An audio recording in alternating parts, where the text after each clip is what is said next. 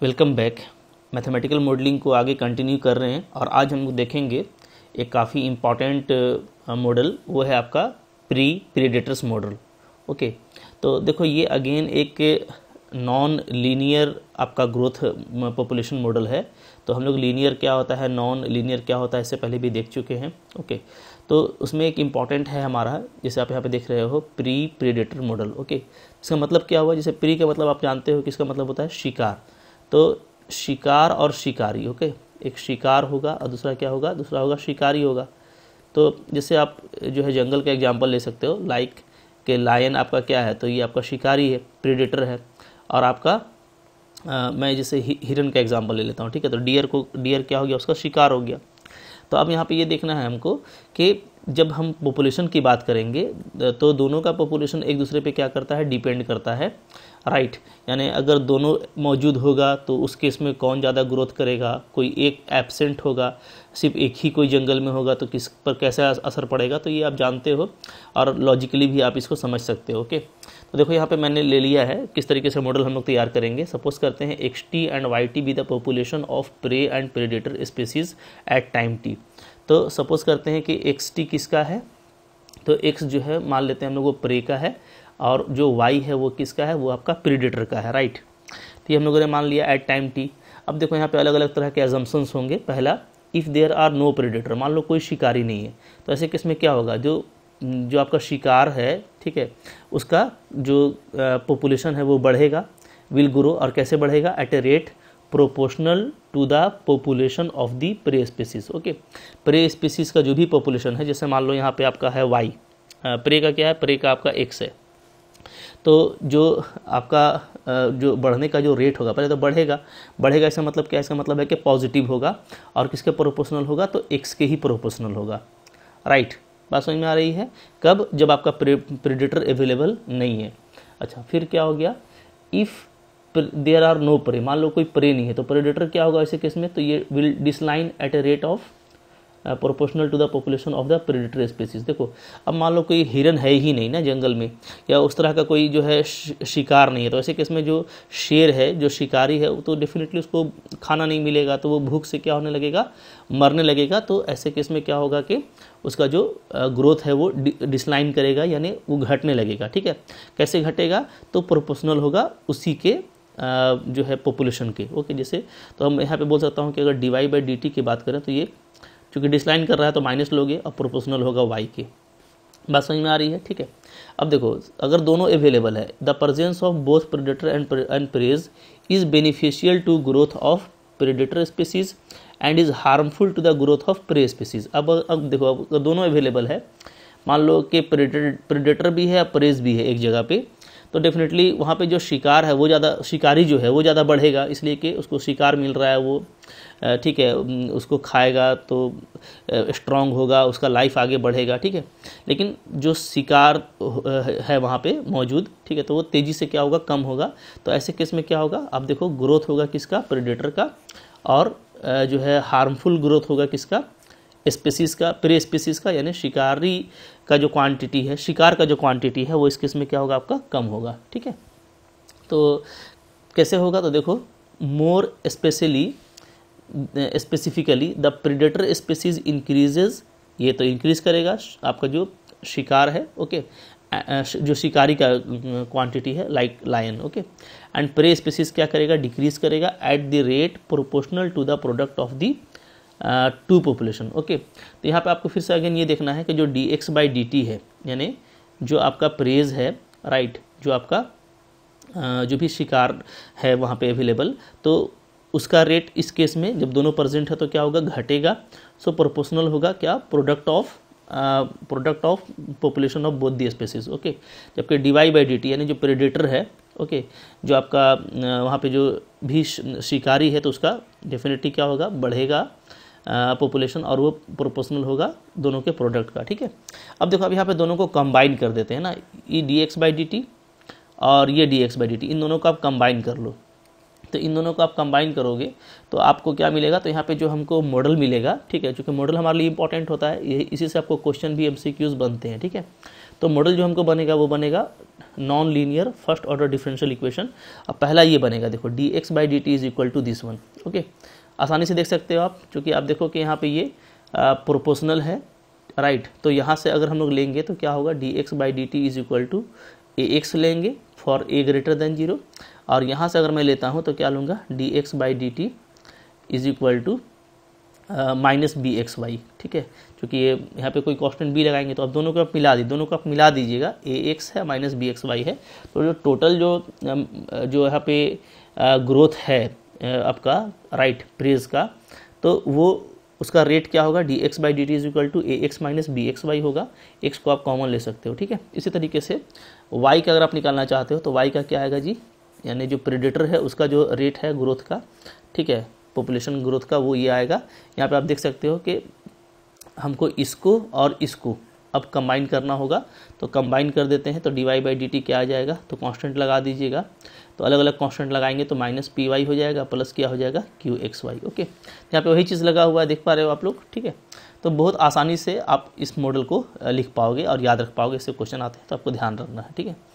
चलो आगे देखो, अब यहाँ पे क्या है, now dx/dt and dy/dt both vanish, ठीक है। ये दोनों जीरो कब हो जाएगा, तो डेफिनेटली कब जीरो हो जाएगा, तो जब देखो, जब x का वैल्यू क्या लेंगे, जैसे मान लो यहाँ से मैं जो है इसमें अगर मैं x का वैल्यू ले लूँ p/q, राइट, तो ये ले लूँगा तो क्या हो जाएगा, तो ये वैल्यू पूरा जीरो हो जाएगा, ठीक है।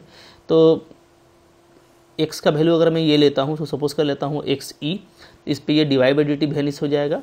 और y का वैल्यू अगर मैं यहाँ से ले लेता हूँ अगेन a/b, तो क्या, तो इस वैल्यू पे क्या हो जाएगा, आपका ये रेट वैनिश हो जाएगा, राइट। आगे देखो, if the population problem, if the initial population of prey and predator species are p/q and a/b, ठीक है। अगर इनिशियल पॉपुलेशन मान लेते हैं p/q है, किसका, प्रेज का, और प्रेडेटर का a/b है respectively, the population will not change with time. Okay, अगर यही इनिशियल पॉपुलेशन होगा तो अकॉर्डिंग टू दिस, क्योंकि रेट वैनिश कर जाएगा, रेट जीरो हो जाएगा, इसका मतलब क्या कि इनका जो क्वांटिटी है वो कांस्टेंट रहने वाला है, वो इंक्रीज या डिक्रीज नहीं करेगा। Okay, these are equilibrium sizes of population of the two species. तो इसको हम लोग बोलेंगे इक्विलिब्रियम साइज, इसको मैंने पहले भी आपसे डिस्कस किया था। Okay, of course x equal to 0, y equal to 0 also gives another equilibrium position. Okay, अगर सिंपली x इक्वल टू 0 ले लिया जाए तो x है क्या, x आपका पॉपुलेशन साइज है, y भी आपका पॉपुलेशन साइज है प्रे और प्रेडेटर का, तो ये भी अगर 0 होता है तो वो क्या है, इक्विलिब्रियम पोजीशन ही कहलाएगा। क्योंकि x डायरेक्टली 0 होगा तो ये 0 हो जाएगा, y डायरेक्टली 0 होगा तो ये 0 हो जाएगा, ठीक है। तो ये इक्विलिब्रियम पोजीशन कहलाता है। ओके, अब देखिए, अब यहाँ पे हम लोग अगर सोल्व करें डिफरेंशियल इक्वेशन को, चूँकि देखो मैथमेटिकल मॉडल में बहुत कुछ तो रहता नहीं है। मैथमेटिकल मॉडल के बारे में मैं आपको शुरू से बताते आ रहा हूँ कि हमको करना क्या होता है, हमको जो है वो जो भी डिफरेंशियल इक्वेशंस हैं, ओके, जो आपको एग्जैक्टली सारा डेटा दे देंगे, ठीक है, जैसा आपका प्रॉब्लम है, तो वो आपका क्या होता है, मैथमेटिकल मॉडल हो जाता है। उस मॉडल को सोल्व करके आप उससे बहुत सारा जो है इंफॉर्मेशन कलेक्ट कर सकते हो। तो let us solve the differential equation. तो देखो यहाँ पे इस तरीके से कर रहे हैं हम लोग कि हम लोग dy/dx निकालेंगे, राइट, क्योंकि ऊपर में dy/dt आपको दिया हुआ था और dx/dt भी हम लोगों ने देख लिया। तो इन दोनों को हम लोग क्या करेंगे, सिंपली डिवाइड कर देंगे तो मेरा ये आ जाएगा, ठीक है। आप देख सकते हो dy/dt को dx/dt से डिवाइड कर देना, तो आपका ये निकला हुआ है, ये भी निकला हुआ है, आपका ये आ जाता है, ठीक है। अब इसको सोल्व करना, तो इसको काफ़ी सिंपली आप इसको सोल्व कर सकते हो। आप क्या करोगे, ये सॉल्यूशन आपको नहीं देखना है, ठीक है, सॉल्यूशन आपको खुद से करना है। जैसे यहाँ पे हम लोग इसको ऐसे कर सकते हैं, dy, okay, a minus by को ऊपर ले आओ और डिवाइडेड बाई y। तो सिंपल सेपरेबल लगा रहे हैं, आप भी देख पा रहे होगे, minus p minus QX dx और डिवाइडेड बाई x, ऐसा कर सकते हैं जी। ओके, अब देखो काफ़ी सिंपल हो जाएगा। यहाँ से हम लोग जब इंटीग्रेट करेंगे, इंटीग्रेट करेंगे तो क्या आएगा, ध्यान देना ना, यहाँ पे a आपका कांस्टेंट है तो dy/y बचेगा, तो ये हो जाएगा आपका ln y। ओके, फिर माइनस यहाँ पे हम लोग b को कांस्टेंट निकाल लेंगे, y/y कट जाएगा तो dy का इंटीग्रेशन सिंपली y आ जाएगा, इक्वल टू माइनस, इधर भी वैसा ही करेंगे तो माइनस p ln x और फिर प्लस हो जाएगा हमारा qx। ओके, ये हो गया। अब इसमें चाहो तो कोई कांस्टेंट लगा देंगे हम लोग लास्ट में, जैसे k लगा देते हैं, ठीक है। अब आगे देखो, अब ऐसा करते हैं हम लोग कि जैसे यहाँ पे आपका क्या है, ln x है, यहाँ पे मेरा ln y है, ये मेरे को यहाँ पे माइनस by है, यहाँ पे मेरा qx है। ओके, तो यहाँ पे देखो हम लोग किस तरीके से कर पाएंगे। अच्छा, यहाँ पे सिंपल सेपरेबल तो कर दिया है, देखो सिंपल सेपरेबल यहाँ पे किया हुआ है ना, स्टेप बाय स्टेप आप भी देखते जाना, ठीक है। ये आपका बाउंड्री कंडीशन दिया हुआ है, तो अब इसका सोल्यूशन आपको ये मिलता है, तो ये आप इजीली यहाँ पे देख पाओगे, कोई इशू नहीं है, ठीक है। चलो तो कैसे कर लेते हैं, तो मैं ऐसा कर लेता हूँ a ln y और इधर ले आता हूँ plus p ln x is equal to क्या हो जाएगा qx plus by plus k। अब k का वैल्यू निकालने के लिए हम लोग क्या करेंगे, यहाँ पे जो है बाउंड्री कंडीशन पुटअप करेंगे, x0 equal to x not है ना, मतलब t इक्वल टू 0 पे क्या है, x का वैल्यू x नॉट है और t इक्वल टू 0 पे y का वैल्यू y नॉट है। इस बाउंड्री कंडीशन को लीजिएगा तो क्या आ जाएगा, देखिए तो यहाँ पे जैसे ही हम t इक्वल टू 0 डालते हैं, क्योंकि x और y सारा आपका t का फंक्शन है, ठीक है, ध्यान दीजिएगा, हाँ पॉपुलेशन साइज है रेस्पेक्टिवली, तो ये आपका आ जाएगा ln y नॉट हो जाएगा, राइट। फिर आपका हो जाएगा p ln x नॉट हो जाएगा इक्वल टू यहाँ पे मेरा आ जाएगा q x नॉट,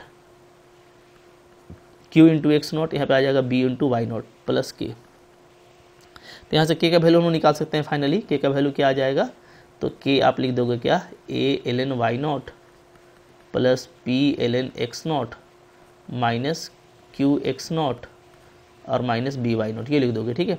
अब ये पूरा वैल्यू उठा करके यहाँ पे डाल दो इक्वेशन 1 में, तो इक्वेशन 1 में यहाँ पे आप डाल दोगे तो आपका वैल्यू क्या आ जाएगा, तो मैं यहाँ पे लिख देता हूँ, आपका आ जाएगा a ln y और ये जो k का वैल्यू आया है तो इसको अरेंज कर देते हैं ना, तो a ln y नॉट इसको साथ में ले आते हैं, फिर plus p ln x minus p ln x not, ठीक है। जब आप k का वैल्यू यहाँ पे पुटअप कर दोगे तो आप अरेंज कर देना, कोई इशू नहीं है, ओके।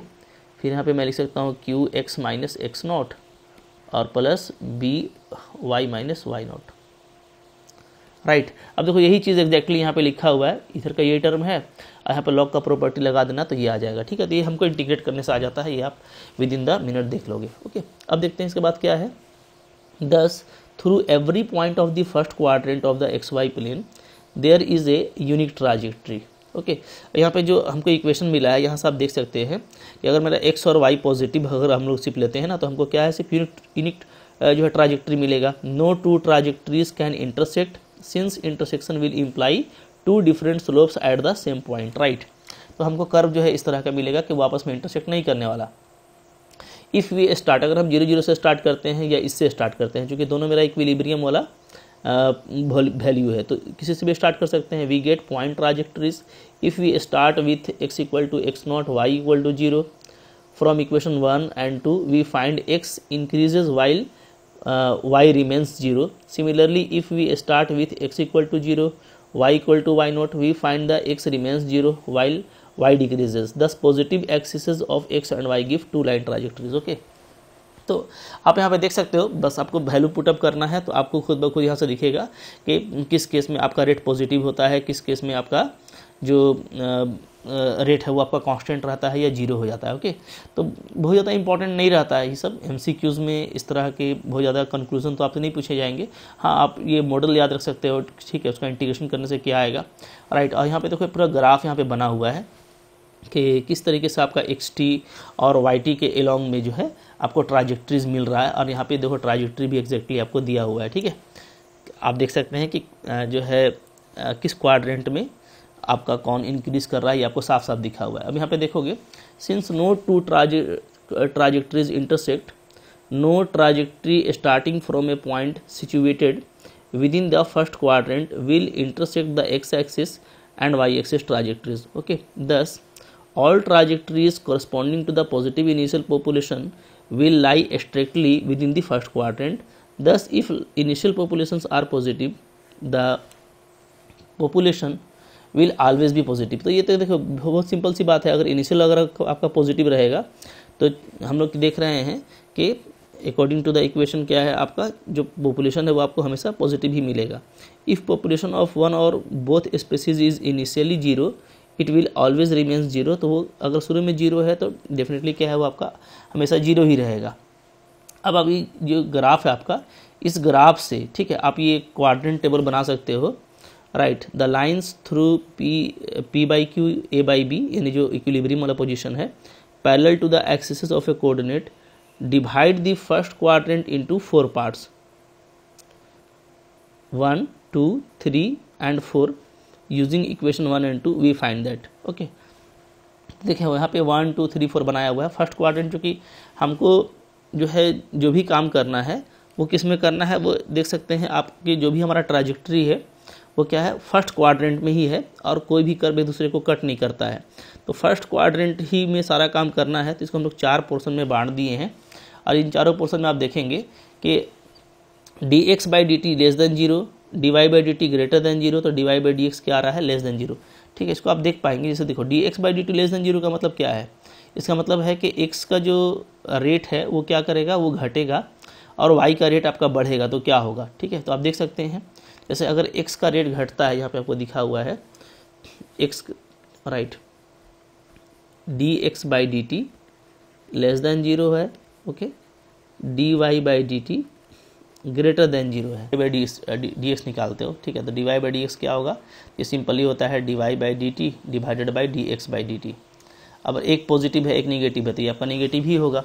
ओके, तो अब यहाँ पे देखिए फर्स्ट क्वाड्रेंट में आप देखेंगे ना, तो जो भी मेरा dy/dx है, अब अगर स्लोप देखोगे तो स्लोप आपका इस तरह से बनेगा। ठीक है, इस तरह से स्लोप ऑफ टेंजेंट, तो वो डेफिनेटली क्या है, वो एक्स एक्सिस से क्या जो भी एंगल बनाएगा, तो एक्स एक्सिस से जो एंगल बनाएगा वो क्या होगा, वो आपका π/2 प्लस थीटा के फॉर्म में होगा, राइट।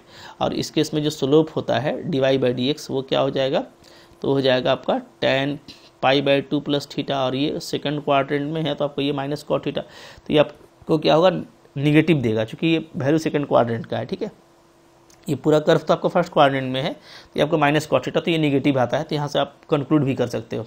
तो फर्स्ट क्वाड्रेंट में इसलिए बोला गया कि ये क्या है, ये निगेटिव है, ये पॉजिटिव है, ये निगेटिव आता है। इसी तरीके से आप देख सकते हो सेकंड क्वाड्रेंट में आप देखोगे तो आपको जो टेंजेंट है वो क्या होगा, वो इस तरीके से है। ठीक है, तो इस तरीके से टेंजेंट है, तो अगर हम लोग इसको एक्स एक्सिस के साथ में देखेंगे तो क्या होगा, ये पॉजिटिव एंगल बनाएगा।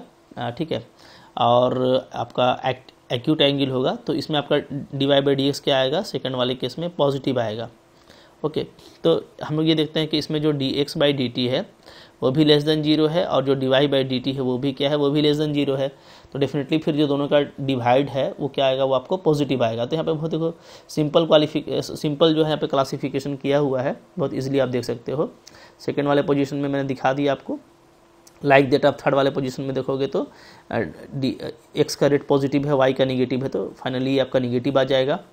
फोर्थ वाले में देखोगे तो दोनों पॉजिटिव है, तो आपको ये भी क्या आ जाएगा, पॉजिटिव आ जाएगा। ठीक है, तो बिल्कुल सिंपल है। अगर देखो जैसे ऊपर वाला में अपोजिट साइन है तो ये निगेटिव आएगा, क्योंकि दोनों को डिवाइड करने से रेट आपका dy/dx बनता है। फिर दोनों में सेम साइन है तो पॉजिटिव आएगा। फिर यहाँ देखोगे दोनों में अपोजिट साइन है तो नेगेटिव आएगा, सेम साइन है तो पॉजिटिव आएगा। तो इस तरह का कंक्लूजन करना आपके लिए काफ़ी सिंपल है। ओके, तो यहाँ से हम लोग ये देखते हैं, this gives the direction field at all points as shown in figure 3.1, each trajectory is closed convex curve, जो भी आपको दिख रहा है ऊपर में कॉन्वेक्स कर्व है। This trajectories appear relatively cramped near the axes, in 1 and 2 prey species decreases, in 3 and 4 it is increases. ठीक है, तो 1 और 2 में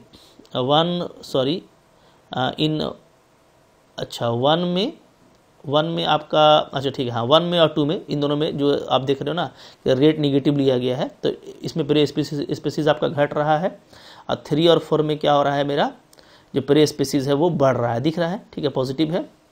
सिमिलरली इन 4 and 1, तो 4 हो गया और 1 में इसमें क्या हो रहा है, इसमें आपका प्रेडेटर स्पीसीज क्या हो रहा है, बढ़ रहा है।